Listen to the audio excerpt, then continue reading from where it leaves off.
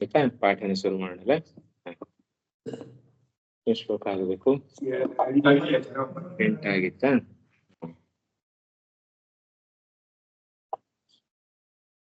ಎಂಟನೇ ಶ್ಲೋಕ ಹೊರಗಾಗಿತ್ತಲ್ಲ. 8ನೇ ಶ್ಲೋಕ ಬಾಲ್ಕನಿಲ್ ಆಗಿತ್ತು. ಆಚಾರ್ಯ ನಮಸ್ಕಾರಗಳು. ಹೌದಾ?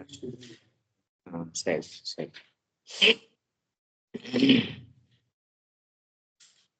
ಶ್ಲೋಕ ಹೇಳ್ತಾನೆ. ಏತಾಂ ವಿಭೂತಿಂ ಯೋಗಂಚ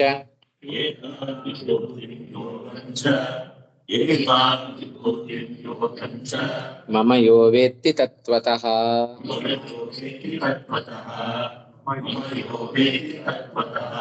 ಸೋ ವಿಕಂಪೇನ ಯೋಗೇನ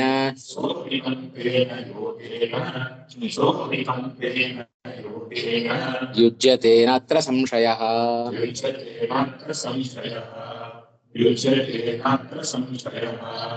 ಮುಂದಿನ ಶ್ಲೋಕನು ಹೇಳೋಣ. ಅಹಂ ಸರ್ವಸ್ಯ ಪ್ರಭವೋ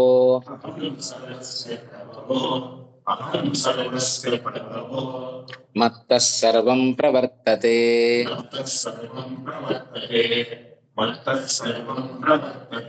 ಇತಿ ಮತ್ವಾ ಭಜಂತೆ ಮಾಂ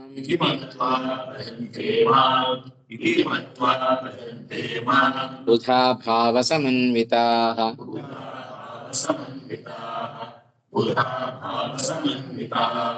ಒಮ್ಮೆ ಹೇಳಿ. ಅಹಂ ಸರ್ವಸ್ಯ ಪ್ರಭವೋ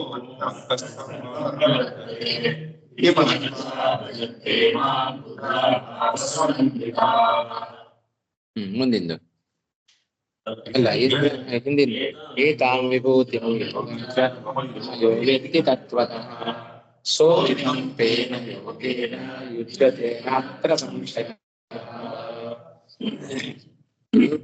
ಓದ್ಸತಿ ಆದ ಶ್ಲೋಕ ಇದು. ಮೇಲ್ನೋಟಕ್ಕೊಮ್ಮೆ ಅದರ ಅರ್ಥವನ್ನ ಹೇಳ್ಬಿಡ್ತೇನೆ. ಕೃಷ್ಣ ಪರಮಾತ್ಮ ಏನು ಹಿಂದಿನ 2ನೇ ಶ್ಲೋಕದಿಂದ ಪ್ರಾರಂಭ ಮಾಡಿ 6ನೇ ಶ್ಲೋಕದವರೆಗೂ ಕೂಡ ಕೃಷ್ಣ ತನ್ನ ವಿಭೂತಿ ರೂಪವನ್ನ ತಿಳಿಸ್ಕೊಡ್ತಾ ಇದ್ದಾನೆ. ಇದನ್ನೆಲ್ಲ ತಿಳಿದರೆ ಇದರಿಂದ ಏನು ಉಪಯೋಗ ನಮಗೆ? ಅದನ್ನ ಏನು ಹಿಂದೆ ಮಹಾತ್ಮ್ಯ ಜ್ಞಾನವನ್ನ ಹೇಳಿದ್ದಾನೆ, ಅದರ ಫಲವನ್ನ ಈ 7ನೇ ಶ್ಲೋಕದಲ್ಲಿ ಕೃಷ್ಣ ಪರಮಾತ್ಮ ತಾನು ತಿಳಿಸ್ತಾ ಇದ್ದಾನೆ. ಏನಿದರ ಫಲ ಅಂತ ಹೇಳಿದ್ರೆ, ವಿಶೇಷವಾಗಿ ಈ ಒಂದು ನನ್ನ ವಿಭೂತಿಯನ್ನ ತಿಳಿದರೆ, ವಿಶಿಷ್ಟವಾಗಿರ್ತಕ್ಕಂಥ ನನ್ನ ಮಹಾತ್ಮೆಯನ್ನ ತಿಳಿದರೆ, ಸಹ ಅವಿಕಂಪೇನ ಯೋಗೇನ ಯುಜ್ಯತೆ. ಇಲ್ಲಿ ಯೋಗ ಶಬ್ದಕ್ಕೆ ನಾವು ಧರ್ಮ ಅಂತ ಇಟ್ಕೊಳ್ಬೇಕು. ವಿಶಿಷ್ಟವಾಗಿ ಯೋಗ ಶಬ್ದಕ್ಕೆ ಧ್ಯಾನ ರೂಪ ಉಪಾಯ. ಅನೇಕ ಅರ್ಥಗಳು ಯೋಗ ಶಬ್ದಕ್ಕೆ ಇದ್ದಾವೆ. ಹಿಂದಿನ ಶ್ಲೋಕಗಳಲ್ಲಿ ನಾವು ತಿಳಿದಿದ್ದೇವೆ. ಪ್ರಕೃತದಲ್ಲಿ ಯೋಗ ಶಬ್ದಕ್ಕೆ ಧ್ಯಾನ ರೂಪವಾದ ಉಪಾಯ ಅಂತ ಅರ್ಥ ಮಾಡಬೇಕು. ಭಗವಂತನ ಈ ವಿಭೂತಿ ಶಬ್ದಕ್ಕೆ ರಾಯರು ಶ್ರೀಮದ್ ಆಚಾರ್ಯರ ಮಾತಿನ ಹಿನ್ನೆಲೆಯಲ್ಲಿ ಒಂದು ವಿಶಿಷ್ಟವಾದ ಅರ್ಥವನ್ನ ಬರೀತಾರೆ. ವಿವೃತ್ತಿಯಲ್ಲಿ ಹೇಳುವಾಗ ವಿಭೂತಿ ಶಬ್ದಕ್ಕೆ ವಿಶಿಷ್ಟ ಭವನಂ ಅಂತ ಅರ್ಥ ಬರೆದರು. ಏನದು ವಿಭೂತಿ ಶಬ್ದದ ಅರ್ಥ ಅಂತ ಹೇಳಿದ್ರೆ, ವಿಶಿಷ್ಟವಾದ ಸ್ಥಿತಿಯನ್ನ ಅವನು ಪಡೆದುಕೊಳ್ಳುತ್ತಾನೆ. ವಿಶಿಷ್ಟವಾದ ಸ್ಥಿತಿಯನ್ನ ಏನು ಭಗವಂತ ತಾನು ಇದ್ದಾನೆ, ತಿಳಿಸಿದ್ದಾನೆ. ಆ ವಿಭೂತಿಯನ್ನ ಯಾವುದದು? ಸುರಗಣಾದಿ ಅವೇದ್ಯತ್ವ ರೂಪಾಂ ಮಹತ್ತಾಂ ವಕ್ಷ್ಯಮಾಣ ನಾನಾವಿಧ ಭವನಂ ವಾ. ವಿಭೂತಿಯನ್ನ ಯಾರು ತಿಳಿತಾರೆಯೋ, ಎಂಥ ವಿಭೂತಿ ಅದು? ವಿಶಿಷ್ಟವಾದ ಸ್ಥಿತಿ, ಭಗವಂತನ ಸ್ಥಿತಿ. ಅದನ್ನ ದೇವತೆಗಳು ಕೂಡ ತಿಳಿಲಿಕ್ಕೆ ಸಾಧ್ಯ ಇಲ್ಲ.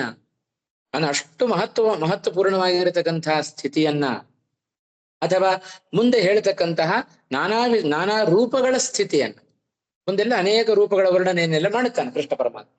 ಆ ರೂಪಗಳ ಸ್ಥಿತಿಯನ್ನ, ಅಥವಾ ದೇವತೆಗಳಿಗೂ ತಿಳಿಯದೇ ಇರತಕ್ಕಂತಹ ಭಗವಂತನ ಮಹತ್ವವನ್ನ ಯಾರು ವ್ಯಕ್ತಿ ತಾನು ತಿಳಿತಾನೆಯೋ ಅವ ಯೋಗೇನ ಯುಜ್ಯತೆ ಅಂತಂದ ಕೃಷ್ಣ. ಇಲ್ಲಿ ಯೋಗ ಶಬ್ದಕ್ಕೆ ಧ್ಯಾನ ರೂಪ ಯೋಗ ಅಂತ ಅರ್ಥವನ್ನ ಮಾಡಬೇಕು. ಅಂತ ಧ್ಯಾನ ರೂಪ ಯೋಗದಿಂದ ಅವ ಕೂಡುತ್ತಾನೆ. ಇದೇ ಹಿಂದೆಲ್ಲ ಹೇಳಿದ್ದರ ಮಹತ್ವದ ಪ್ರಯೋಜನ ಏನಪ್ಪ, ಮಹಾತ್ಮೆಯಪ್ಪ, ಫಲ ಏನು ಅಂತ ಹೇಳಿದ್ರೆ, ಧ್ಯಾನ ರೂಪ ಯೋಗ ಅಂದ್ರೆ ಉಪಾಯ, ಅದು ನಮಗೆ ಸಿದ್ಧಿಸುತ್ತೆ. ಧ್ಯಾನ ಯಾಕೆ ಬೇಕು? ಭಗವಂತನ ಸಾಕ್ಷಾತ್ಕಾರಕ್ಕೆ ಧ್ಯಾನ ಬೇಕು. ಇದು ಕಾರ್ಯಕಾರಣ ಭಾವವನ್ನು ತಿಳಿಸಿ ಕೃಷ್ಣ ಏನು ಆ ಧ್ಯಾನ ರೂಪ ಉಪಾಯವನ್ನ ಪಡಿತಾನೆ ಅಂತ ಏನು ಕೃಷ್ಣ ಪರಮಾತ್ಮ ಹೇಳಿದ್ದಾನೆ, ಅದರಲ್ಲಿ ನಮಗೆ ವಿಶ್ವಾಸ ಬರಬೇಕಲ್ಲ. ಆ ವಿಶ್ವಾಸವನ್ನು ಉಂಟು ಮಾಡೋದಕ್ಕೋಸ್ಕರ ಕೃಷ್ಣ ಪರಮಾತ್ಮ ಮುಂದಿನ ಶ್ಲೋಕದಲ್ಲಿ ಇನ್ನೂ ಹೆಚ್ಚಿನ ತನ್ನ ಮಹತ್ವವನ್ನ ತಿಳಿಸ್ಕೊಡ್ತಾ ಇದ್ದ. ಅಹಂ ಸರ್ವಸ್ಯ ಪ್ರಭವ ಮತ್ತ ಸರ್ವಂ ಪ್ರವರ್ತತೆ. ಅರ್ಜುನ ತಿಳಿದುಕೋ, ಅಹಂ ಸರ್ವಸ್ಯ ಪ್ರಭವ, ಎಲ್ಲದಕ್ಕೂ ನಾನೇ ಎಲ್ಲ ಉತ್ಪತ್ತಿಗೆ, ಜಗತ್ತಿನ ಉತ್ಪತ್ತಿಗೆಲ್ಲ ನಾನೇ ಪ್ರಭವ, ಕಾರಣನಾಗಿದ್ದೇನೆ. ಪ್ರಭವತಿ ಅಸ್ಮಾದಿತಿ ಪ್ರಭವ. ಅದಕ್ಕೆ ಹ್ಯಾಕ್ ಸಮಾಸ ಮಾಡಬೇಕು? ಅಸ್ಮಾತ್ ಪ್ರಭವತಿ. ಎಲ್ಲ ಜಗತ್ತು, ಇಡೀ ಜಗತ್ತು, ಚರಾಚರಾತ್ಮಕವಾದ ಪ್ರಪಂಚ ಅಸ್ಮಾತ್ ಪ್ರಭವತಿ. ಈ ಭಗವಂತನಿಂದ ಅದು ಹುಟ್ಟುತ್ತೆ, ಭಗವಂತನಿಂದ ಅದು ಸೃಷ್ಟಿ ಆಗುತ್ತೆ. ಆದ್ದರಿಂದ ಅದರಿಂದ ಇವನನ್ನ ಪ್ರಭವ ಅಂತ ಕರೀತಾರೆ. ಪ್ರಭವತಿ ಅಸ್ಮಾದಿತಿ ಪ್ರಭವ ಮತ್ತಃ ಸರ್ವಂ ಪ್ರವರ್ತತೆ. ಇವತ್ತು ಇಡೀ ಜಗತ್ತು, ಅದು ಜಡ ಪದಾರ್ಥಗಳಿಗೂ ಕ್ರಿಯೆ ಉಂಟು, ಅವುಗಳಲ್ಲೂ ಕ್ರಿಯೆ ಉಂಟು, ಸ್ವತಂತ್ರವಾದ ಕ್ರಿಯೆ ಇಲ್ಲ ಅಲ್ವಾ? ಜಡ ಪದಾರ್ಥ, ಒಂದು ಚೆಂಡು ನಾವು ಉರುಳಿಸಿದ್ರೆ ಉರುಳ್ಕೊಂಡು ಹೋಗುತ್ತೆ, ಅದರಲ್ಲೂ ಕ್ರಿಯೆ ಬಂತೋ ಇಲ್ಲೋ? ಚಲನರೂಪ ಕ್ರಿಯೆ ಆ ಜಡ ಪದಾರ್ಥದಲ್ಲಿ ಬಂತೋ ಇಲ್ಲೋ? ಬಂತು, ಹೌದು. ನಾವು ಹಾಗೆ ಭಗವಂತ ನಮ್ಮನ್ನು ಉರುಳಿಸಿದರೆ ಉರುಳ್ಕೊಂಡು ಹೋಗ್ತೇವೆ, ಜೀವನದಲ್ಲಿ ನಡೆಸಿದರೆ ನಡ್ಕೊಂಡು ಹೋಗ್ತೇವೆ. ಭಗವಂತನ ವಿಷಯಕ್ಕೆ ನಾವು ಚೆಂಡಿದ್ದ ಹಾಗೆ, ನಮಗೆ ಆ ಜಡ ಪದಾರ್ಥ ಚೆಂಡಿದ್ದ ಹಾಗೆ.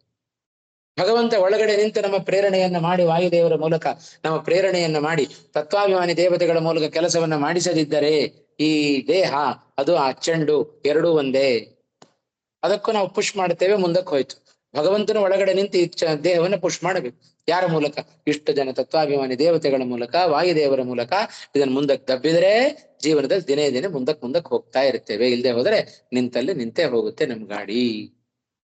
ಹಾಗೆ ಮತ್ತಃ ಸರ್ವಂ ಪ್ರವರ್ತತೆ. ಇವತ್ತು ಇಡೀ ಜಗತ್ತು ಅದು ನನ್ನಿಂದಾಗಿ, ಮತ್ತಃ ಮತ್ ಸಕಾಶಾದಿತಿ, ಮತ್ತಃ ನನ್ನ ದೆಸೆಯಿಂದ ಪ್ರವೃತ್ತಿಯನ್ನ ಪಡೀತಾ ಇದೆ ಎಲ್ಲವೂ ಕೂಡ. ಇತಿ ಮತ್ವ ಯಹ ಮಾಂ ಭಜಂತೆ, ಯೇ ಮಾಂ ಭಜಂತೆ, ಈ ರೀತಿಯಾಗಿ ಯಾರು ತಿಳಿದು ನನ್ನ ಸೇವೆಯನ್ನು ಮಾಡ್ತಾರೆಯೋ, ಬುಧಾಹ ನಾಮ ಜ್ಞಾನಿನಃ. ಅದು ಹೇಗೆ? ಭಾವ ಸಮನ್ವಿತಾಹ ಬುಧಾಹ. ಆ ಬುಧರಿಗೆ ಒಂದು ವಿಶೇಷಣವನ್ನು ಕೊಡ್ತಾ ಇದ್ದಾನೆ ಕೃಷ್ಣ ಪರಮಾತ್ಮ. ಸುಮ್ಮನೆ ಹಾಗೆ ಕಂಠದಿಂದ ಬಂದ್ರೆ ಉಪಯೋಗ ಇಲ್ಲ. ಭಾವ ಸಮನ್ವಿತಾಹ, ಭಾವೇನ ಸಮನ್ವಿತಾಹ, ಅನ್ವಿತಾಹ ಅಂತ ಅರ್ಥ. ಭಾವ ಶಬ್ದಕ್ಕೆ ಭಕ್ತಿ ಅಂತ ಅರ್ಥ. ಪರಮಾತ್ಮನ ಮಹಾತ್ಮ್ಯ ಜ್ಞಾನವನ್ನು ತಿಳಿದು ಅವರಲ್ಲಿ ಸ್ನೇಹಪೂರ್ವಕವಾಗಿ ನಾವು ಈ ರೀತಿಯಾಗಿ ಭಗವಂತನ ಚಿಂತನೆಯನ್ನ ಮಾಡಬೇಕು. ಇದು ಕೃಷ್ಣನ ಅಭಿಪ್ರಾಯ. ಯಾರು ಭಾವ ಸಮನ್ವಿತರಾಗಿ, ಅಂದ್ರೆ ಭಕ್ತಿಯಿಂದ ಕೂಡಿದವರಾಗಿ ಭಗವಂತನನ್ನ ಈ ರೀತಿಯಾಗಿ ಯಾರು ತಿಳಿತಾರೆಯೋ, ಅಂದ್ರೆ ಇಡೀ ಜಗತ್ತು ಭಗವಂತನಿಂದ ಹುಟ್ಟಿದೆ, ಅವನಿಂದ ಪ್ರೇರಿಸಲ್ಪಟ್ಟಿದೆ ಎಂಬುದಾಗಿ ಯಾರು ಭಜನೆಯನ್ನ ಮಾಡ್ತಾರೆಯೋ, ಯಾರು ಭಗವಂತನ ಸೇವೆಯನ್ನು ಮಾಡ್ತಾರೆಯೋ, ತೇ ಅಂಥ ಬುಧಾ ಭಾವ ಸಮನ್ವಿತಾ ಮಾಂ ಭಜಂತೆ. ಅರ್ಧ ಆ ರೀತಿಯಾಗಿ ನನ್ನನ್ನು ಸೇವಿಸ್ತಾರೆ ಎಂದು ತಿಳ್ಕೊಳ್ಬೇಕಂತೆ. ಜ್ಞಾನಿಗಳು ಹೀಗೆ ಮಾಡುತ್ತಾರೆ, ಭಗವಂತನನ್ನ ಹೀಗೆ ಸೇವಿಸ್ತಾರೆ ಎಂಬುದಾಗಿ ತಿಳಿ ಅಂತ. ಅಂದ್ರೆ ಏನರ್ಥ? ನೀನು ಹಾಗೆ ತಿಳ್ಕೊಳ್ಬೇಕು ಅನ್ನೋದು ಕೃಷ್ಣನ ಅಭಿಪ್ರಾಯ. ಹೀಗೆ ಜ್ಞಾನಿಗಳು ಹೀಗೆ ನನ್ನ ಸೇವೆಯನ್ನ ಮಾಡುತ್ತಾರೆ, ಕೃಷ್ಣ ಘೋಷಣೆ ಮಾಡಿಬಿಟ್ಟ. ಅಂದ್ರೆ ಏನರ್ಥ? ನೀನು ಕೂಡ ನನ್ನ ಅನುಗ್ರಹಕ್ಕೆ ಪಾತ್ರನಾಗಬೇಕು ಅಂತಾದರೆ ಅರ್ಜುನ ನೀನು ಹೀಗೆ ಮಾಡು. ಅರ್ಜುನ ಅಂತ ಅರ್ಜುನನ ಸ್ಥಾನದಲ್ಲಿ ನಾವೆಲ್ಲರೂ ನಿಂತ್ಕೊಂಡಿದ್ದೆ, ಎಲ್ರ ಕಡೆಗೂ ಬೆಟ್ಟು ಮಾಡಿ ತೋರಿಸ್ತಾ ಇದ್ದ. ನೀವು ಹೀಗೆ ಸೇವೆ ಮಾಡಿ, ನೀವು ಹೀಗೆ ಸೇವೆ ಮಾಡಿ, ಹೀಗೆ ತಿಳ್ಕೊಳ್ಳ್ರಿ ಅಂತ ಕೃಷ್ಣ ಪರಮಾತ್ಮ ಚೆನ್ನ ಕಿವಿ ಮಾತನ್ನ ತಾನು ಹೇಳ್ತಾ ಇದ್ದಾನೆ. ಇದಿಷ್ಟು 7 ಮತ್ತು 8ನೇ ಶ್ಲೋಕದ ಅಭಿಪ್ರಾಯಗಳನ್ನು ನಾವು ತಿಳಿದು ಮತ್ತೆ ಮುಂದಿನ ಶ್ಲೋಕಕ್ಕೆ ಹೋಗೋಣ. ಮಚ್ಚಿತ್ತ ಮದ್ಗತ ಪ್ರಾಣಾಃ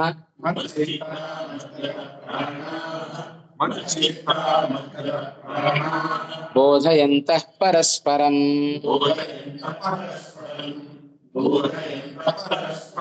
ಕಥಯಂತಶ್ಚ ಮಾಂ ನಿತ್ಯಂ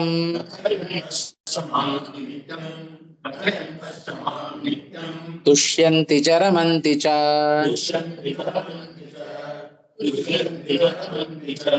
ಮಚ್ಚಿತ್ತ ಮದ್ಗತ ಪ್ರಾಣಾ ಬೋಧಯಂತಃ ಪರಸ್ಪರಂ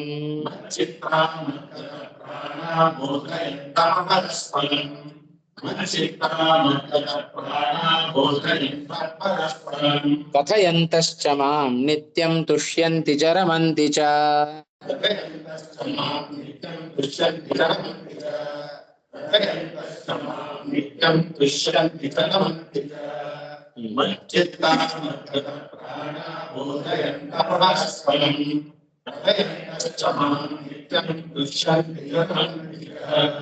ಮಚ್ಚಿತ್ತಾಃ ಮದ್ಗತ ಪ್ರಾಣಾಃ ಬೋಧಯಂತಃ ಪರಸ್ಪರಂ ಕಥಯಂತಹ ಚ ಮಾಂ ನಿತ್ಯಂ ತುಷ್ಯಂತಿ ಚ ರಮಂತಿ ಚ ಚ ಬಾಳ ಕೊಟ್ಟಿದ್ದಾರೆ ಹೊಸವಾದವರೆಲ್ಲ ತಗೊಳ್ಳಿ. ಮಚ್ಚಿತ್ತಾಹ ಕೃಷ್ಣ ಇನ್ನೂ ಅದನ್ನ ಹೇಳ್ತಾ ಇದ್ದಾನೆ. ತನ್ನ ಸೇವೆಯನ್ನ ಮಾಡುವ ಪ್ರಕಾರಗಳು, ಜ್ಞಾನಿಗಳು ಭಕ್ತಿಯಿಂದ ನನ್ನ ಸೇವೆಯನ್ನ ಹೇಗೆಲ್ಲ ಮಾಡ್ತಾರೆ, ಇದೆಲ್ಲ ನಮಗೆ ಕಿವಿ ಮಾತು. ಹಾಗೆ ಕೇಳೋದಲ್ಲ ಇದನ್ನು. ನಾವು ಹೇಗೆ ಭಕ್ತಿ ಮಾಡಬೇಕು, ಕೃಷ್ಣನಲ್ಲಿ ಎಷ್ಟೆಷ್ಟು ವಿಧದ ಭಕ್ತಿಯನ್ನ ಮಾಡ್ಲಿಕ್ಕೆ ಅವಕಾಶ ಇದೆ. ಅದರಲ್ಲಿ ಒಂದನ್ನು ಆಯ್ಕೆ ಮಾಡಿಕೊಂಡ್ರು ಸಾಕು. ಸುಮಾರು ಚಾಯ್ಸ್ ಕೊಟ್ಬಿಟ್ಟಿದ್ದಾನೆ. ಸುಮಾರೊಂದು ಒಂದೆರಡು ನಾವಿಲ್ಲಿ ಕ್ವಶನ್ ಪೇಪರ್ ನೋಡ್ತೇವಲ್ಲ ಮಕ್ಕಳಿಗೆ ಕೊಡುವಾಗ, 4 ಬರೀಲಿಕ್ಕಿದ್ರೆ 1-2 ಚಾಯ್ಸ್ ಕೊಟ್ಟು 6 ಪ್ರಶ್ನೆ ಕೊಟ್ಟು 4 ಬರೀರಿ ಅಂತ ಹೇಳಿ, ಇವನು 1000 ನಮ್ಮ ಮುಂದೆ ಇಟ್ಟು 1 ತಗೊಳ್ರಿ ಅಂತ ಹೇಳ್ತಾ ಇದ್ದ. ಆ ಒಂದನ್ನು ತಗೊಳ್ಲಿಕ್ಕೂ ನಾವು ತಯಾರಿಲ್ಲ, ತಗೊಂಡ್ರು ಪರಿಪೂರ್ಣವಾಗಿ ನಡೆಸಲಿಕ್ಕೆ ತಯಾರಿಲ್ಲ. ಇದು ನಮ್ಮ ದುರಂತ. ಅದಕ್ಕೆ ಎಷ್ಟು ಪ್ರಕಾರಗಳಿಂದ ಕೃಷ್ಣ ಪರಮಾತ್ಮ ತಾನು ತೋರಿಸ್ತಾ ಇದ್ದಾನೆ. ಮಚ್ಚಿತ್ತಾಹ, ಜ್ಞಾನಿಗಳು ಏನ್ ಮಾಡುತ್ತಾರೆ, ಮಚ್ಚಿತ್ತಾಹ ತಮ್ಮ ಇಡೀ ಮನಸ್ಸನ್ನ ನನ್ನಲ್ಲಿ ಹಾಕಿ ಬಿಡುತ್ತಾರೆ. ಮದ್ಗತ ಪ್ರಾಣಾಹ, ಅಯ್ಯೋ ನೀನ್ ನನ್ ಪ್ರಾಣ, ನೀನ್ ನನ್ ಪ್ರಾಣ. ಲೋಕದಲ್ಲಿ ಹೇಳಿದ್ದೆ ಈಗೇನು ಆ ಪ್ರಾಣ ಶಬ್ದಕ್ಕೆ ಬೆಲೆಯೇ ಇಲ್ಲ. ನಮ್ಮ ಜೊತೆಗೆ ಅವ್ರು ಬರೋದಿಲ್ಲ, ಅವ್ರ ಜೊತೆ ನಾವು ಹೋಗೋದಿಲ್ಲ, ಬಾಯಲ್ಲಿ ಮಾತ್ರ ಇದು. ಅದರ ಬದಲು ಕೃಷ್ಣ ನೀನೇ ನನ್ನ ಪ್ರಾಣ ಅಂತ ಹೇಳಿದ್ರೆ ನಿಜವಾಗ್ಲೂ ಕೊನೆ ತನಕ ನಮ್ಮನ್ನು ಉಳಿಸ್ತಾನೆ. ಮದ್ಗತ ಪ್ರಾಣಾಹ, ಅದು ಹಾಗೆ ಇದೆಲ್ಲ ಚಿಂತನೆ ಮಾಡ್ತಾರೆ ಜ್ಞಾನಿಗಳು. ಮಚ್ಚಿತ್ತಾಹ ಮದ್ಗತ ಪ್ರಾಣಾಹ ಬೋಧಯಂತಹ ಪರಸ್ಪರಂ, ಪರಸ್ಪರವಾಗಿ ಅವರೆಲ್ಲ ಬೋಧನೆ ಮಾಡ್ತಾ ಇರ್ತಾರೆ. ಬೋಧನೆ ಉಪದೇಶ ಮಾಡುವುದು ಅಂತ ಅರ್ಥ. ಯಾರಿಗೆ? ತಮ್ಮ ಶಿಷ್ಯರಿಗೆ. ಏನ್ ಬೋಧನೆ ಮಾಡ್ತಾರೆ? ನನ್ನನ್ನು ಬೋಧನೆ ಮಾಡುತ್ತಾರೆ, ನನ್ನ ಮಹತ್ವವನ್ನೆಲ್ಲ ಬೋಧನೆ ಮಾಡ್ತಾ ಇರ್ತಾರೆ. ಉಪದೇಶದ ರೀತಿಯಲ್ಲಿ ಅವರಿಗೆಲ್ಲ ತಿಳುವಳಿಕೆಯನ್ನು ಕೊಡ್ತಾ ಇರ್ತಾರೆ. ಪರಸ್ಪರಂ ಕಥಯಂತಹ, ಬೋಧಯಂತಹ ಶಿಷ್ಯರಿಗೆ ನನ್ನನ್ನು ಕುರಿತು ಉಪದೇಶವನ್ನ ಮಾಡುತ್ತಾರೆ. ಕಥಯಂತಶ್ಚ, ನನ್ನ ಮಹಿಮೆಯನ್ನೆಲ್ಲ ಅವರಿಗೆ ತಿಳಿಸ್ತಾರೆ. ಪರಸ್ಪರವಾಗಿ ನನ್ನ ಬಗ್ಗೆ ವರ್ಣನೆಗಳಲ್ಲಿ ಅವರೆಲ್ಲ ನಿರತರಾಗಿರುತ್ತಾರೆ, ಸಂತೋಷವನ್ನ ಪಡುತ್ತಾರೆ. ಜೊತೆಗೆ ಅವರು ರಮಂತಿಚ, ನನ್ನಲ್ಲಿ ತೃಪ್ತರಾಗಿರುತ್ತಾರೆ. ತುಷ್ಯಂತಿ ಅಂದ್ರೆ ಹಾಗೆ ತೃಪ್ತರಾಗ್ತಾರೆ. ನನ್ನ ಸೇವೆಯನ್ನ ಮಾಡುತ್ತಾ ಅವರೆಲ್ಲ ತೃಪ್ತರಾಗ್ತಾರೆ ಜ್ಞಾನಿಗಳು. ಅಷ್ಟೇ ಅಲ್ಲ, ಸುಖವನ್ನೂ ಕೂಡ ಅನುಭವಿಸ್ತಾರೆ. ಇದು ಜ್ಞಾನಿಗಳ ಲಕ್ಷಣ. ಇದು ಯಾಕೆ ನನ್ನ ಧ್ಯಾನವನ್ನ ಮಾಡಬೇಕು ಅನ್ನೋದಕ್ಕೆ ಇದು ಧ್ಯಾನ ರೂಪ ಉಪಾಯವನ್ನ ಅವರೆಲ್ಲ ಪಡೆದುಕೊಳ್ಳುತ್ತಾರೆ ಎಂದು ತಿಳಿಸಿದನಲ್ಲ, ಆ ಧ್ಯಾನ ರೂಪ ಅದರ ಮಹತ್ವವನ್ನ ಇನ್ನೂ ತಿಳಿಸಲಿಕ್ಕೆ ಈ ಶ್ಲೋಕಗಳೆಲ್ಲ ಕೃಷ್ಣ ಪರಮಾತ್ಮ ಮುಂದಕ್ಕೆ ಹೇಳ್ಕೊಂಡು ಬರ್ತಾ ಇದ್ದಾನೆ. ಇದಿಷ್ಟು ಈ ಶ್ಲೋಕದ ಅಭಿಪ್ರಾಯ. ಮಚ್ಚಿತ್ತಾಹ ಹೇಗೆ ಸಮಾಸ ಮಾಡಬೇಕು? ಮಚ್ಚಿತ್ತಾಹ ನನ್ನಲ್ಲಿಯೇ ಮನಸ್ಸನ್ನ ಇಟ್ಟವರಾಗಿ ಅಂತ ಅರ್ಥ. ಅದಕ್ಕೆ ಹೇಗೆ ಸಮಾಸ ಮಾಡುತ್ತೀರಿ?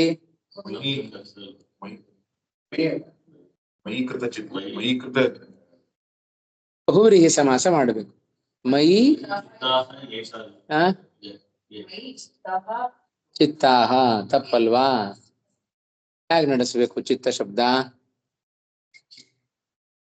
ಚಿತ್ತಂತು ಚೇತೋ ಹೃದಯಂ ಸ್ವಾಂತಂ ಹೃನ್ಮಾನಸಂ ಮನಃ ಕೋಶ. ಚಿತ್ತ ಶಬ್ದ ಯಾವ ಲಿಂಗ?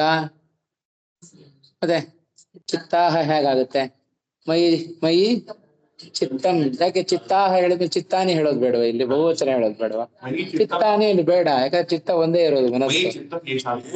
ಹಾ, ಮೈ ಚಿತ್ತಂ ಏಷಾಂತೆ ಮಚ್ಚಿತ್ತಾಹ ಅಲ್ಲ, ನನ್ನಲ್ಲೇ ಮನಸ್ಸನ್ನ ಇಟ್ಟನೆ. ಹೇಗೆ ಅರ್ಥ ಹೇಗೆ ಮಾಡ್ತೇವೆ? ನನ್ನಲ್ಲಿ ಮನಸ್ಸನ್ನ ಇಟ್ಟವರಾಗಿ. ಇಟ್ಟವರು ಅನೇಕ ಜನ ಇರಬಹುದು, ಆದ್ರೆ ಅವರೆಲ್ಲ ಇಟ್ಟದ್ದು ಒಂದೇ ಮನಸ್ಸು. ಹಾಗೆ ಮದ್ಗತ ಪ್ರಾಣ, ಅಲ್ಲೂ ಕೂಡ ಹಾಗೆ ಮೈ ಗತಾ ಅಂದೇಳಿ ಮೈ ಸ್ಥಿತಾಹ ಮದ್ಗತಾಹ. ಆಯ್ತಾ? ಮೈ ಸ್ಥಿತಾಹ ಮದ್ಗತಾಹ. ಮದ್ಗತಾಹ ಪ್ರಾಣಾಹ. ಇಲ್ಲಿ ಯಾಕೆ ಪ್ರಾಣಾಹ ಬಹುವಚನ? ಪಂಚಪ್ರಾಣಗಳಲ್ವಾ? ಅಯ್ಯೋ ನೀನ್ ಪಂಚಪ್ರಾಣ ಹೇಳೋದಿಲ್ಲ. ಹಾಗಾಗಿ ಮೈ ಸ್ಥಿತಾಹ ಮದ್ಗತಾಹ. ಮದ್ಗತಾಹ ಪ್ರಾಣಾಹ ಯೇಷಾಂತೆ ಮದ್ಗತ ಪ್ರಾಣಾಹ. ಆಯ್ತಾ? ಆಮೇಲೆ ಬೋಧಯಂತ, ಇಲ್ಲೆಲ್ಲ ಬಹಳ ನಿಮಗೆ ಕೆಲಸ ಕೊಡುವಂತ ಶ್ಲೋಕ ಇದು. ಹೇಳಿ, ಒಂದೊಂದೇ ಧಾತು ಹೇಳ್ತಾ ಬನ್ನಿ, ಧಾತು ಪ್ರತ್ಯಯಗಳನ್ನೆಲ್ಲ ಹೇಳಿ ಇದಕ್ಕೆ. ಬೋಧಯಂತಹ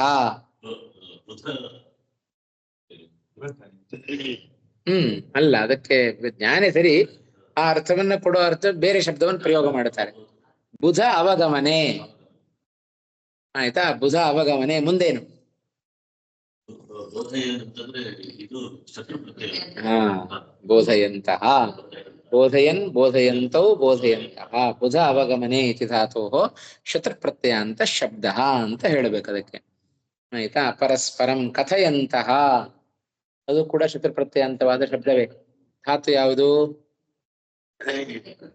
ಕಥವಾಕ್ಯ ಪ್ರಬಂಧೆ. ಕಥವಾಕ್ಯ ಪ್ರಬಂಧೆ. ಇನ್ನು ಸ್ಮರಣ ಶಕ್ತಿ ಚೆನ್ನಾಗಿದೆ. ಆಯ್ತಾ? ಸ್ಮರಣೆ ಧಾರಣೆ.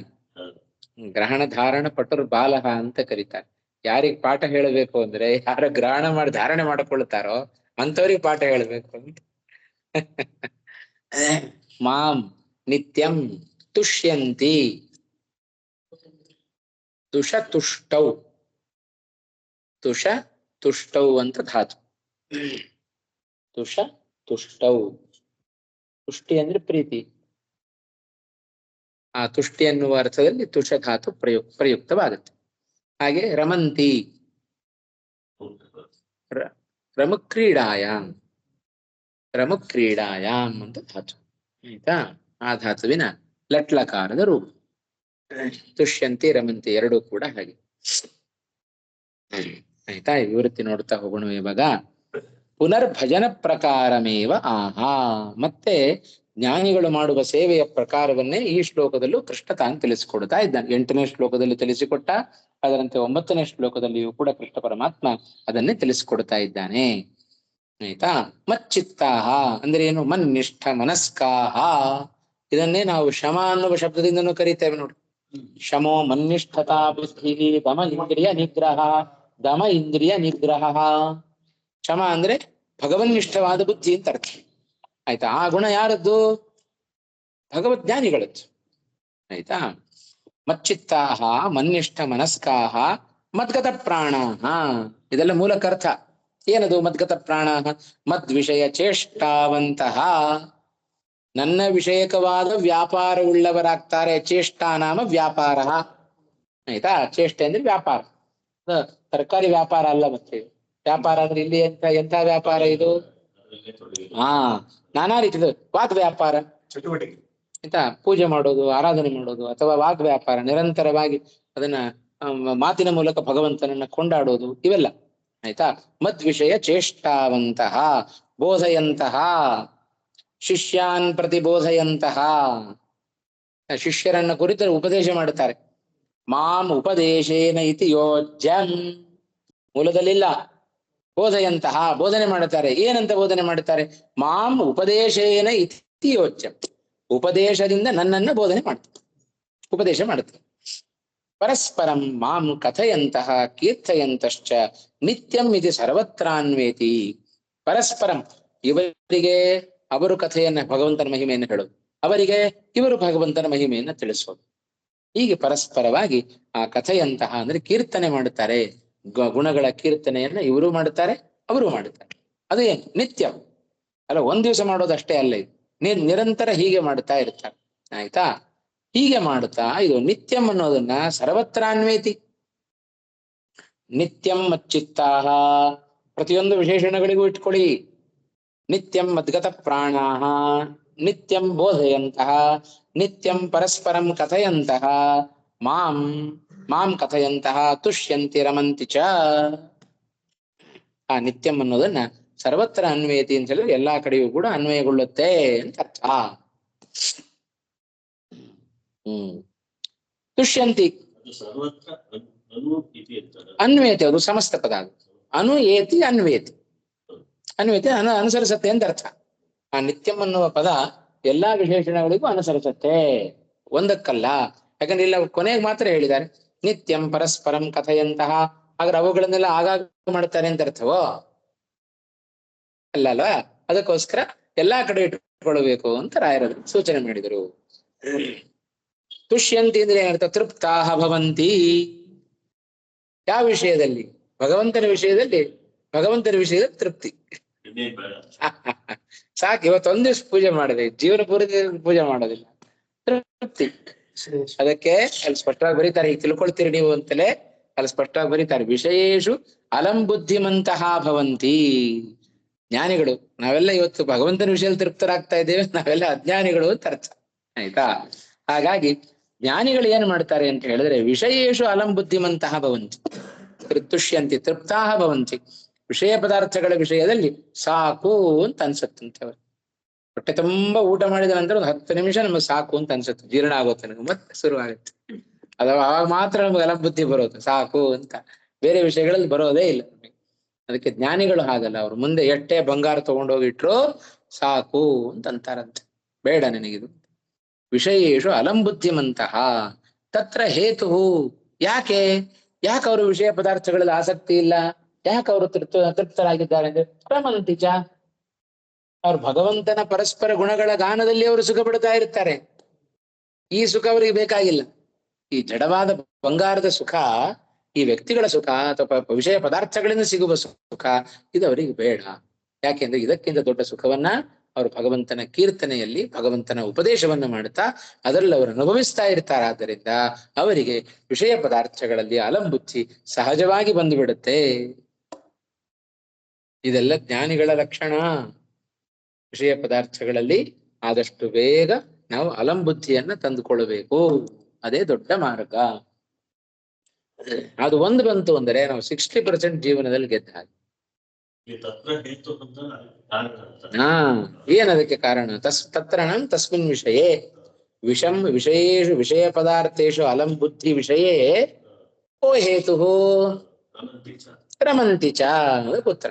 ಇಲ್ಲಪ್ಪ, ಅವರು ವಿಷಯ ಪದಾರ್ಥಗಳನ್ನ ಯಾಕೆ ನಾವು ಅಪೇಕ್ಷೆ ಪಡ್ತೇವೆ? ಅದರಿಂದ ಸುಖ ಸಿಗತ್ತೆ ಅಂತ. ಆ ಸುಖ ಅವ್ರಿಗೆ ಬೇರೆ ಕಡೆ ಸಿಗ್ತಾ ಇದೆ ಅಂತ ಆದ್ಮೇಲೆ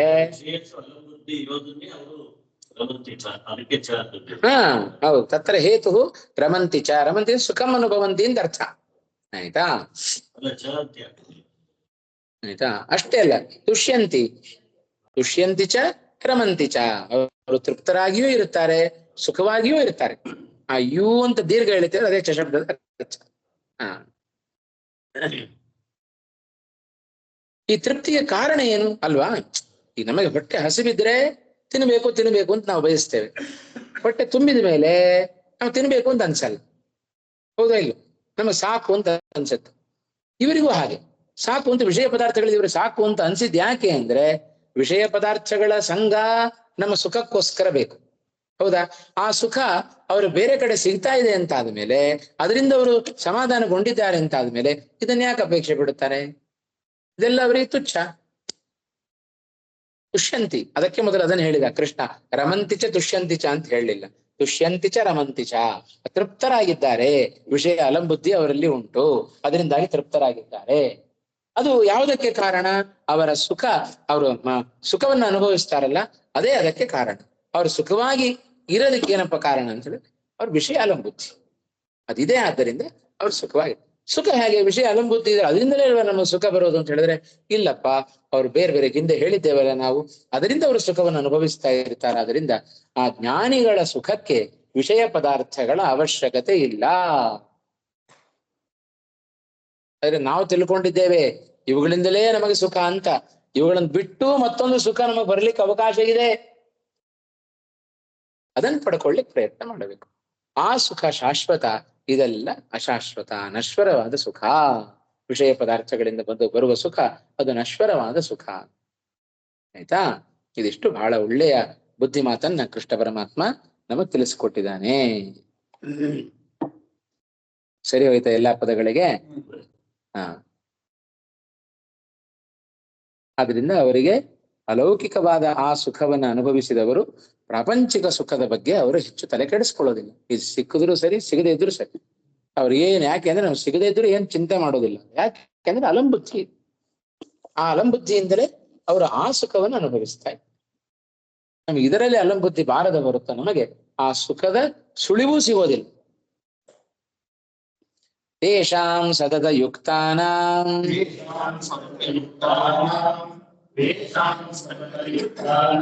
ಭಜತಾಂ ಪ್ರೀತಿಪೂರ್ವಕಂ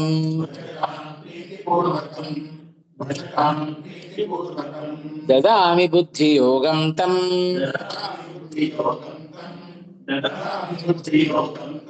ಯೇನ ಮಾಮುಪಯಾಂತಿ ತೇ.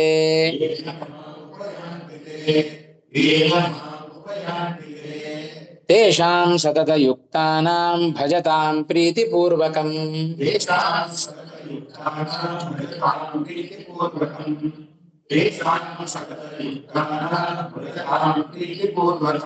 ದದಾಮಿ ಬುದ್ಧಿಯೋಗಂ ತಂ ಯೇನ ಮಾಮುಪಯಾಂತಿ ತೇ.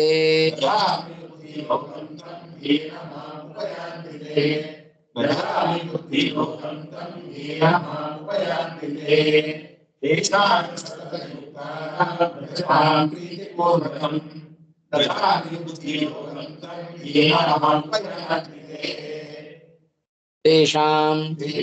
ಸತತಯುಕ್ತಾನಾಂ ಭಜತಾಂ ಪ್ರೀತಿಪೂರ್ವಕಂ ದದಾಮಿ ಬುದ್ಧಿಯೋಗಂ ತಂ ಯೇನ ಮಾಂ ಉಪಯಾಂತಿ ತೇ. ತೇಷಾಂ ಸತತಯುಕ್ತಾನಾಂ ಭಜತಾಂ ಪ್ರೀತಿಪೂರ್ವಕಂ ಬುದ್ಧಿಯೋಗಂ ದದಾಮಿ. ಹೇಳ್ತಾ ಇದ್ದಾನೆ ಕೃಷ್ಣ, ಯಾರು ಮಚ್ಚಿತ್ತರೋ, ಯಾರು ಮದ್ಗತ ಪ್ರಾಣರೋ ಅಂಥವರಿಗೆ ನಾನೇನ್ ಮಾಡುತ್ತೇನೆ, ಅವರ ಮನಸ್ಸು ಚಂಚಲವಾಗದಂತೆ ನೋಡ್ಕೊಳ್ತೇನೆ. ನೆಟ್ಟ ಮನಸ್ಸುದು ಆ ಕಡೆ ಈ ಕಡೆ ಹೋಗ್ಬಾರ್ದಲ್ಲ, ಅದು ನಮ್ಮ ಕೈಯಲ್ಲಿ ಉಂಟೋ?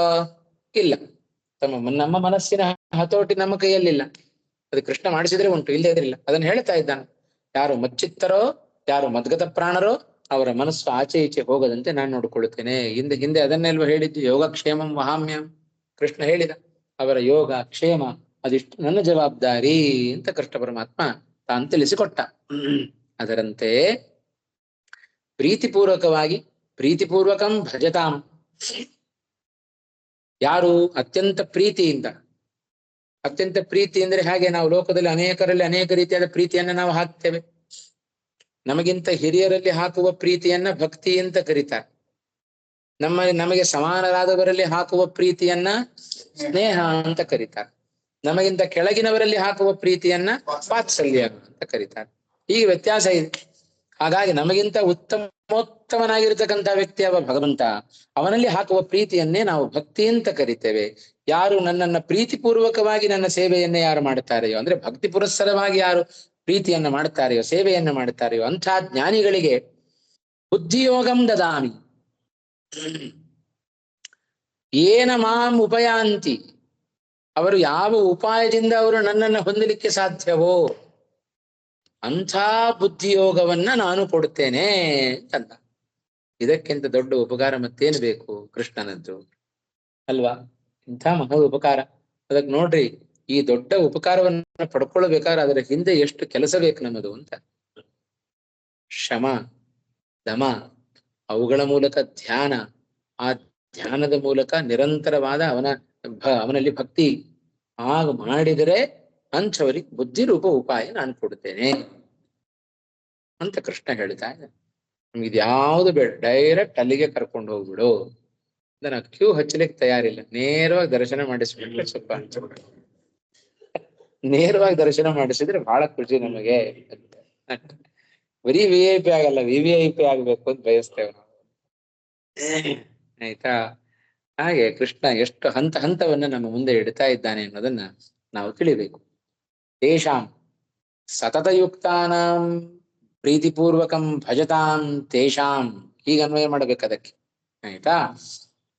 ನಿರಂತರವಾಗಿ ಪ್ರೀತಿಪೂರ್ವಕವಾಗಿ ಸೇವೆ ಮಾಡುವ ಜ್ಞಾನಿಗಳಿಗೆ ಏನ್ ಮಾಡ್ತೇನೆ ನಾನು? ಬುದ್ಧಿಯೋಗಂ ದದಾಮಿ. ಎಂಥ ಬುದ್ಧಿಯೋಗ ಅದು? ಏನ ಮಾಂ ಉಪಯಾಂತಿ ತೇ ತಂ ಬುದ್ಧಿಯೋಗಂ, ಯಾವುದರಿಂದ ಅವರು ನನ್ನನ್ನ, ಯಾವ ಜ್ಞಾನರೂಪ ಸಾಧನದಿಂದ ಅವರು ನನ್ನನ್ನ ಹೊಂದಲಿಕ್ಕೆ ಸಾಧ್ಯವೋ ಅಂಥ ಜ್ಞಾನರೂಪದ ಮೋಕ್ಷ ಸಾಧನವನ್ನ ನಾನು ಅವರಿಗೆ ಕೊಡ್ತೇನೆ. ಯಾಕೆಂದ್ರೆ ಇದೇ ಕೃಷ್ಣನೇ ಇದರಲ್ಲೇ ಗೀತೆಯಲ್ಲಿ ಹೇಳಿದ್ದಾನೆ, ನಹಿ ಜ್ಞಾನೇನ ಸದೃಶಂ ಪವಿತ್ರಮಿಹ ವಿದ್ಯತೆ. ಹಾಗೆ ಜ್ಞಾನೇನೈವ ಪರಂಪದಂ, ಆ ಜ್ಞಾನ ಬೇಕೇ ಬೇಕು. ಪರಮ ಪದ ಅದು ಮೋಕ್ಷ ನಮಗೆ ಸಿಗಬೇಕು ಅಂತಾದ್ರೆ ಜ್ಞಾನ ಬೇಕೇ ಬೇಕಾದ್ರಿಂದ ಆ ಬುದ್ಧಿಯೋಗ ಅಂದ್ರೆ ಜ್ಞಾನ ರೂಪ ಉಪಾಯವನ್ನ ನಾನು ಅವರಿಗೆ ಕೊಡ್ತೇನೆ. ಇದು ನಾನು ಕೊಡ್ತಾ ಇರತಕ್ಕಂಥ ಭರವಸೆ ಇದು ಅಂತ ಕೃಷ್ಣ ಬಾಯ್ಬಿಟ್ಟು ಹೇಳ್ತಾ ಇದ್ದ. ಸರಿನಾ? ಸತತಯುಕ್ತಾನಾಂ ತೇಷಾಂ ಪ್ರೀತಿಪೂರ್ವಕಂ ಭಜತಾಂ ಯೇನ ಮಾಂ ಉಪಯಾಂತಿ, ತೇ ಉಪಯಾಂತಿ ತಾದೃಶಂ ಬುದ್ಧಿಯೋಗಂ ಅಹಂ ದದಾಮಿ. ನಾನು ಜ್ಞಾನಿಗಳಿಗೆ ಕೊಡ್ತೇನೆ. ಸತತಯುಕ್ತಾನಾಂ ನಾಮ ನಿತ್ಯಂ ಮಯಿ ನಿಬದ್ಧ ಚಿತ್ತಾನಾಂ, ಯಾವಾಗಲೂ ನನ್ನಲ್ಲಿ ಯಾರು ಮನಸ್ಸನ್ನ ಇಟ್ಟವರಾಗಿರ್ತಾರೆಯೋ, ಪ್ರೀತಿಪೂರ್ವಕಂ ಮಾಂ ಭಜತಾಂ, ಯಾರು ಪ್ರೀತಿಪೂರ್ವಕವಾಗಿ ನನ್ನ ಸೇವೆಯನ್ನು ಮಾಡ್ತಾ ಇರ್ತಾರೆಯೋ, ತೇಷಾಂ ತಮೇವ ಬುದ್ಧಿಯೋಗಂ, ಅದೇ ಬುದ್ಧಿಯೋಗವನ್ನ, ಅಂದ್ರೆ ಏನರ್ಥ, ಜ್ಞಾನ ರೂಪಂ ಮುಕ್ತ್ಯುಪಾಯಂ ದದಾಮಿ. ನೋಡ್ರಿ, ಏನ ಮಾಂ ಉಪಯಾಂತಿ, ಯಾವುದರಿಂದ ಅವರು ನನ್ನನ್ನು ಹೊಂದುತ್ತಾರೆಯೋ, ಅವನನ್ನು ಹೊಂದೋದು ಅಂದ್ರೆ ಮೋಕ್ಷಕ್ಕೆ ಹೋಗೋದು ಅಂತ ಅರ್ಥ. ಏನ ಬುದ್ಧಿಯೋಗೇನ ಮಾಂ ಉಪಯಾಂತಿ, ಯಾವ ಬುದ್ಧಿರೂಪ ಉಪಾಯದಿಂದ ಅವರು ನನ್ನನ್ನು ಹೊಂದಬೇಕೋ ಅಂಥ ಬುದ್ಧಿಯನ್ನು ನಾನು ಅವರಿಗೆ ಕೊಡುತ್ತೇನೆ. ಬರೀ ಲೌಕಿಕ ಬುದ್ಧಿ ಕೊಟ್ಬಿಟ್ರೆ ಉಪಯೋಗ ಇಲ್ಲ. ಮ್ಯಾಥ್ಸ್ ಕಲ್ತೆ, ಸೈನ್ಸ್ ಕಲ್ತೆ, ಇವೆಲ್ಲ ಕಲ್ತ್ರೆ ನಮ್ಗೆ ಮೋಕ್ಷ ಸಿಗುತ್ತೆ? ಜೀವನ ನಡೆಯುತ್ತೆ. ಜೀವನ ನಡೆಯಕ್ಕೆ ಬೇಕಾದಷ್ಟು ದುಡ್ಡು ಬರುತ್ತೆ. ಮಕ್ಕಳು ಮೊಮ್ಮಕ್ಕಳು ಮರಿ ಮಕ್ಕಳು ತಿನ್ನೋಷ್ಟು ದುಡ್ಡು ಬರುತ್ತೆ, ಅಷ್ಟೇ. ಮೋಕ್ಷ ಸಿಗೋದಿಲ್ಲ ಅದ್ರ. ಅದನ್ನ ಏನ ಯಾವ ಬುದ್ಧಿಯೋಗದಿಂದ ಅವರು ನನ್ನನ್ನು ಹೊಂದ್ತಾರೆಯೋ ಅಂಥ ಜ್ಞಾನವನ್ನು ನಾನು ಅವ್ರಿಗೆ ಕೊಡುತ್ತೇನೆ. ಲೌಕಿಕದಲ್ಲಿ ಇವತ್ತು ಬೇಕಾದಷ್ಟು ಉಚ್ಚ ಮಟ್ಟದಲ್ಲಿ ಇರಬಹುದು, ರಾಮ ಶಬ್ದ ಬರ್ತಾ ಇರೋದಿಲ್ಲ, ಉಪಯೋಗ. ಇನ್ನು 10 ಜನ್ಮ ಕಳೆದ್ರು ಮತ್ತಿಲ್ಲೇ ಹುಟ್ಟುತ್ತಾ ಇರ್ತಾನ. ಹಾಗಾಗಿ ಆ ಲೌಕಿಕ ಜ್ಞಾನ ಲೋಕಕ್ಕೆ ಮಾತ್ರ ಸೀಮಿತ ಇಟ್ಕೊಳ್ಳೋಣ. ಅಲೌಕಿಕ ಜ್ಞಾನ ಅದು ಪರಜನ್ಮಕ್ಕೂ ಬೇಕು. ಹಾಗಾಗಿ ನಮಗೆ ಲೌಕಿಕ ಜ್ಞಾನದ ಜೊತೆಗೆ ಇಂದಿನ ಮಕ್ಕಳಿಗೆ ನಾವು ಅದನ್ನು ಬೆಳೆಸ್ತಾ ಹೋಗಬೇಕು. ಹಾಗಾಗಿ ಮತ್ತೊಬ್ಬರು ಲೌಕಿಕರನ್ನು ಬಿಟ್ಟು ಬಿಡೋಣ.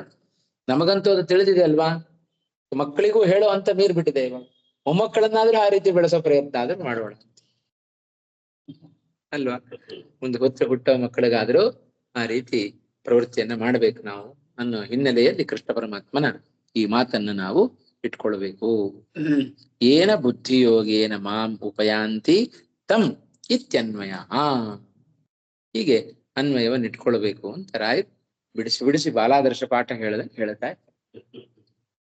ಅದಕ್ಕೆ ಜ್ಞಾನ ರೂಪವಾದ ಮೋಕ್ಷ ಸಾಧನ ಅಂತಂದ್ರೆ ಜ್ಞಾನ ಅಂತಾನೆ ಅರ್ಥ.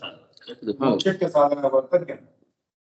ಜ್ಞಾನ ರೂಪ ಶಬ್ದಕ್ಕೆ ಎಂಬ ಅಂತ ಅರ್ಥ. ಜ್ಞಾನ ಎಂಬ ಸಾಧನ, ಅದು ಮೋಕ್ಷಕ್ಕೆ ಸಾಧನ. ಮೋಕ್ಷಕ್ಕೆ ಯಾವುದು ಸಾಧನ? ಜ್ಞಾನ ಸಾಧನ. ಆ ಜ್ಞಾನ ಎಂಬ ಸಾಧನ ಪ್ರೀತಿಪೂರ್ವಕಕ್ಕೆ ನನ್ನನ್ನು ಸೇವಿಸುತ್ತಿರುವ ಜ್ಞಾನಿಗಳಿಗೆ ಅಂತಾನೆ ಹೇಳ್ತಾರೆ. ಅಲ್ಲಿ ಜ್ಞಾನ ಇದೆ ಅಂತ ಆಯ್ತು. ಮತ್ತೆ ಜ್ಞಾನ ಅಂತಂದ್ರೆ ಅಲ್ಲಪ್ಪ, ಜ್ಞಾನಿಗಳಿಗೆ ಜ್ಞಾನ ಇದ್ದವರೆಲ್ಲ ಮೋಕ್ಷ ಏನ್ ಪಡ್ಕೊಳ್ಳೋದಿಲ್ಲ. ಅವ್ರಿಗೆಲ್ಲ ಪರೋಕ್ಷ ಜ್ಞಾನ ಇರ್ಬೋದು, ಅಪರೋಕ್ಷ ಜ್ಞಾನ ಬೇಡವಾ? ಆ ಅಪರೋಕ್ಷ ಜ್ಞಾನ ಬರ್ಬೇಕಾದ್ರೆ ಬೇಕಲ್ಲ, ಮತ್ತೆ ಭಗವಂತನ ಅನುಗ್ರಹ ಇಲ್ಲದೆ ಏನ್ ಮಾಡ್ಬೇಕು? ಆ ಅಪರೋಕ್ಷ ಜ್ಞಾನ ಬಾರದ ಹೊರತು ನಮ್ಮ ಮೋಕ್ಷ ಸಿಗೋದಿಲ್ಲ. ಅದನ್ನೇ ಕೊಡುತ್ತೇನೆ ಅಂತ ಹೇಳಿದ್ದು ಅಲ್ವಾ. ಪರೋಕ್ಷ ಜ್ಞಾನ ಇದೆ, ಆದ್ರಿಂದ ನಾವೆಲ್ಲ ಜ್ಞಾನಿಗಳೇ. ಅಪರೋಕ್ಷ ಜ್ಞಾನ ಇಲ್ಲ, ಭಗವಂತನ ಅಪರೋಕ್ಷ ಜ್ಞಾನ ಇಲ್ಲ. ಅದು ಸಿಕ್ಕರೆ ಮಾತ್ರ ಮತ್ತೆ ಮುಂದಕ್ಕೆ ಹೋಗ್ಲಿಕ್ಕೆ ಸಾಧ್ಯ. ಶ್ಲೋಕದಲ್ಲಿ ಜ್ಞಾನಂತೂ ಪ್ರಕೃತಿ ಸಾಮಾನ್ಯ ಅಂತ ಹೇಳಿದ್ರಿ. ಸೊ ಏನ್ ವಿಶೇಷ ಅಂದ್ರೆ ಪರಮಾತ್ಮನ ಜ್ಞಾನ ಅಂತ ಪ್ರಕೃತಿ ಸಾಮಾನ್ಯ ಅಂತ ಏನಂತ ಸಾಮಾನ್ಯವಾದ 4ನೇ ಶ್ಲೋಕನ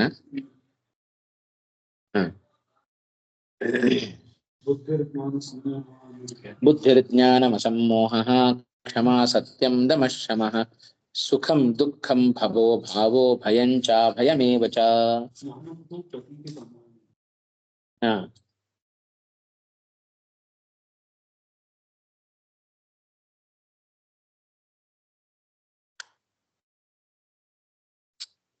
ಎಲ್ಲಿ ಬರುತ್ತೆ ಇದು? ಕೊನೆಗಿದೆಯಾ? ತೇಷಾಂ ಕಥಂಚಿತ್ ಬುದ್ಧ್ಯಾದೀನಾಂ ಮಹರ್ಷ್ಯಾದೀನಾಂ ಚ ಸಾಮರ್ಥ್ಯಾತಿಶಯೋಪೇತ್ಯ ನಿರ್ಮಾಣ ರೂಪ ವಿಶೇಷ ಪ್ರಾಗುಪ್ತಂ ಆಯ್ತಾ?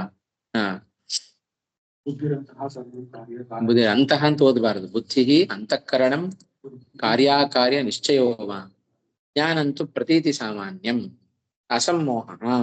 ಮೂಲದಲ್ಲಿದೆ ಅಲ್ವಾ, ಅದಕ್ಕೆಲ್ಲ ಅರ್ಥ ಬರಿತಾ ಇದ್ದಾರೆ. ಆಯ್ತಾ?